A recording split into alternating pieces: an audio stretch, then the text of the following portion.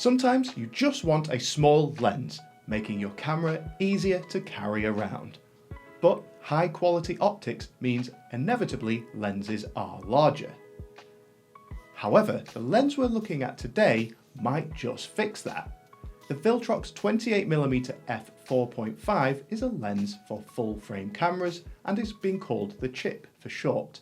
This is because this is a pancake style lens which is pretty tiny compared to pretty much any other lens, and I suppose represents a poker chip. I guess that's what they were going for with the name. Now, Viltrox have sent me this lens for review, but have no say in the final video and have not been paid for this review, and I will be reviewing it honestly. And looking at the lens, you can see really how tiny this lens is. As you can see, the box is tiny for this lens. And in the box, you get the usual stuff like warranty card and information leaflet, and really not that much more else. In the packet is the lens, which has a rear lens cap only. And you can see this lens is tiny, weighing just 60 grams and is only 1.5 centimeters in length. Looking more closely at the lens, you can see that it's mostly made of plastic, but does have some metal elements. Now, it doesn't have a lens cap with it, but instead has a built-in cover for the lens element, which is operated by using this switch on the front of the lens body, keeping it even smaller, not having to have a lens cap. This switch for the lens cover is the only control on the entire camera body, with no dials, switches, or anything like that.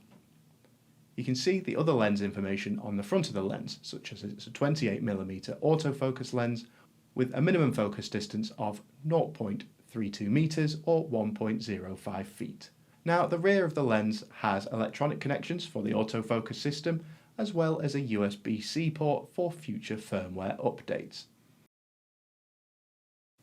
Now, one thing that is definitely worth paying attention to here is on the back of the lens, you can see the shape of the glass means that it actually slightly protrudes beyond the end of the lens mount.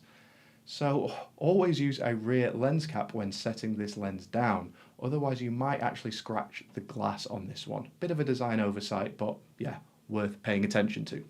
Now, this lens, as you would imagine, isn't weather sealed considering its size, so that is worth keeping in mind. So the specifications of this lens aren't the most impressive. A fixed focal length of 28mm, which is a 35mm equivalent on APS-C cameras.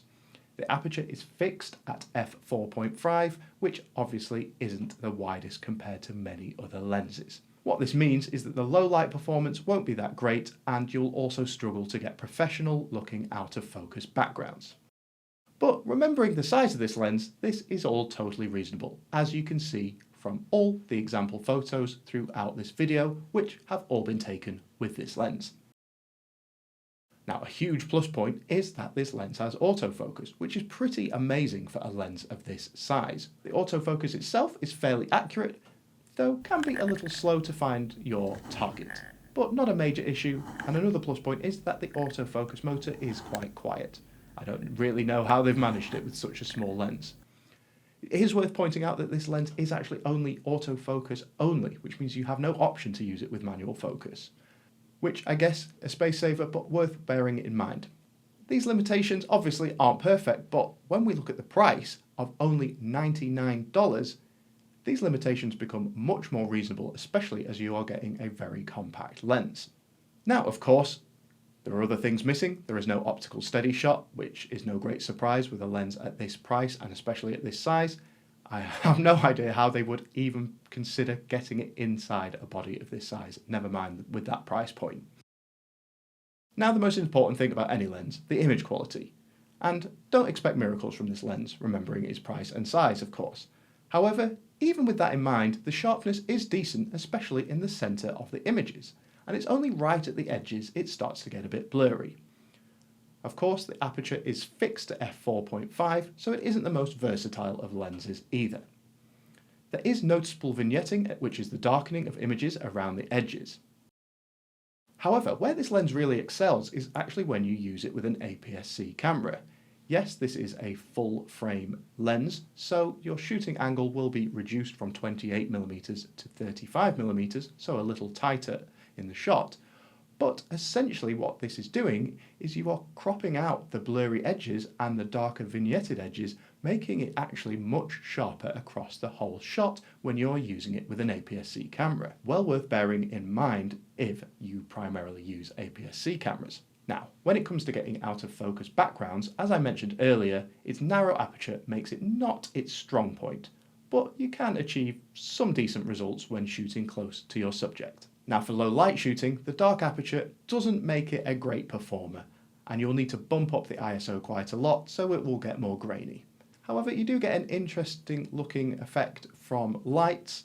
If you focus on a bright light in the dark, you do get a sun star effect, which does look quite interesting, though it can be a bit overpowering. So that's what the lens is capable of. But should you buy this lens? Well, the image quality, whilst not perfect, is pretty sharp. Considering the tiny size and amazingly low price of $99, it is well worth considering purchasing. I definitely recommend it for APS-C shooters, even though it's a full frame lens. If you're after a 35mm equivalent lens for street photography or travel, for instance, it is a fantastic option for a lightweight camera setup.